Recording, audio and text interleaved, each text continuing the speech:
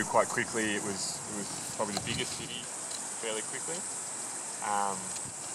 And sort of around the end of the 1800s, there was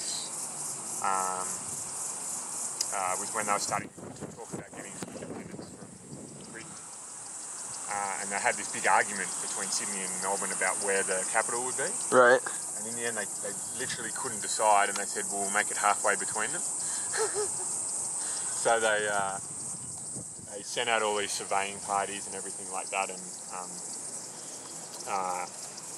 yeah, they had a whole bunch of rules, like it had to be inland, because they were worried about sea power at that stage. Right. So they didn't want it to be able to be invaded navally, and it couldn't be closer than 300 miles from either Sydney or Melbourne, so it had to be kind of halfway. And yeah, this turned out to be just the best site. They had a couple of different sites that they were looking at in a good valley. And interesting. So that the lake only goes from there to there. yeah, it goes a little bit further around the back.